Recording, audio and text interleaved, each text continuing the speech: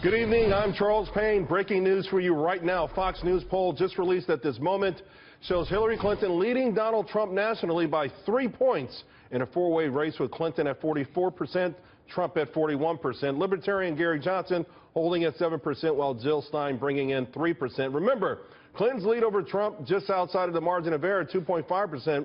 And I want you to take a look at the three most recent Fox News polls.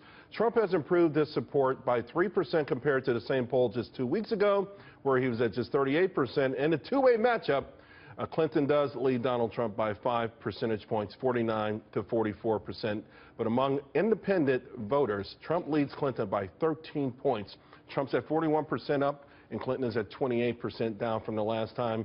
Gary Johnson coming in with a hefty 14%, and Jill Stein holding an also hefty 7%. Now, the sample for the poll consists of 44% Democrats, 37% Republicans, and 17% independents. Now, the brand new Fox News polls show that Donald Trump is putting a dent in Hillary Clinton's lead nationally, but it's the intense battle for the swing states, particularly Florida, a must-win state for Donald Trump, where both candidates have held multiple rallies this week. That's where we're going to focus. I want to bring in right now Tammy Bruce, Michael Tobman, Chabria, and Ford O'Connell. Let me start with you because you made the point last time we talked about this, Tammy, the independents soaring right now for Donald Trump. You pointed this out the last time we had this discussion. Yeah, this is almost a doubling of the independent support. And so this is where you can see where things are kind of coalescing, because those are individuals who could go either way. And it's not just a few points up, but an almost double dynamic there. Now, the poll and the numbers that you've said with the methodology of who's been included, it's still plus Democrat, but also low independents. It's interesting. Many more independents voted in 2012 than 17%. I think it was more like 29%. It was a huge number. So this number of independents, the fact that they're coalescing and moving to Donald Trump is his key. It's been the key from the beginning. Also, the enthusiasm gap is there. 68% of his voters are extremely very enthused. 61% of her voters are. So you're starting to see that gap increase as well. So that's going to be a reflection, I think, of the overall voter base. So this is very good news for Mr. Trump. We're seeing at the states as well, the swing states, at the national level. So you see the trend here. That's important. That's what I would bring up to you, Michael. This poll and a lot of other polls corroborating the notion that Donald Trump has regained momentum. Now, we know everyone's racing against the clock. You can also question how these polls are composed. I look at all of them, and they all have different varying degrees. For instance, the Bloomberg poll actually has 1% more Republican voters than they had in the last election, 1% less Democrats. So some may say it's a wash. But the point is, whether it's Florida, New Hampshire, Ohio, Donald Trump has a wind in his sails.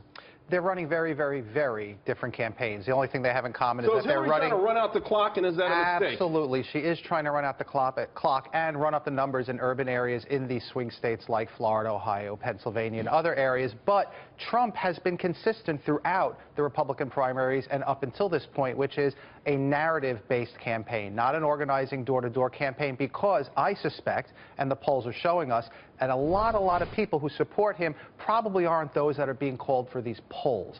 So I think we're really not going to know until election day. Are you concerned that if the vote was today, do you think Donald Trump will win this? Hillary Clinton is my candidate, and I expect she's going to be the next president, but I believe it will be a lot closer than people think. Jay, you're in Ohio. At least you represented Kasich in the past. That's a state, again, where Donald Trump seems to have a tremendous amount of wind in his sails. How do you see this playing out? Well, in Ohio's always going to be close. The advantage that Donald Trump has here in Ohio is there's a very high number of white working class males, and there's not a lot of Hispanics. So he's going to compete in the state. The question is going to be the turnout. GOTV efforts, that means get out the vote efforts here in the last part of the state, last part of the election, are going to be major parts of this campaign. That's probably going to be worth 2 or 3 points for Hillary, so that's what I would watch out for, because she's got a tremendous operation. He does not have that much of a ground game outside of the terrific efforts of the Ohio Republican Party.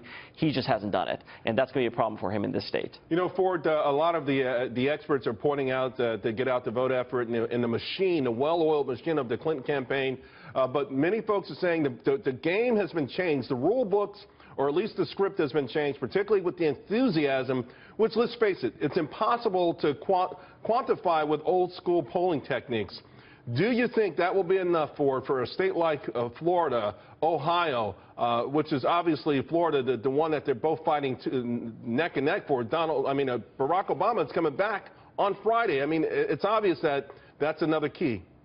Well, as the political philosopher Yogi Berra said, it ain't over till it's over, and things are really moving in Donald Trump's favor. The great thing he does have, as Tammy pointed out, is he's +7 in enthusiasm. He has to win Florida and Ohio and North Carolina and possibly even Pennsylvania, and this is going to come down solely to turnout. He's currently leading in Florida in the early balloting, but it's going to come down to turnout of independents and the GOP faithful. The only thing that worries me about these numbers for Donald Trump is right now only 81% of the GOP faithful have consolidated behind him. I hope that number gets close to 90, because if it does, he'll be the 45th president of the United States.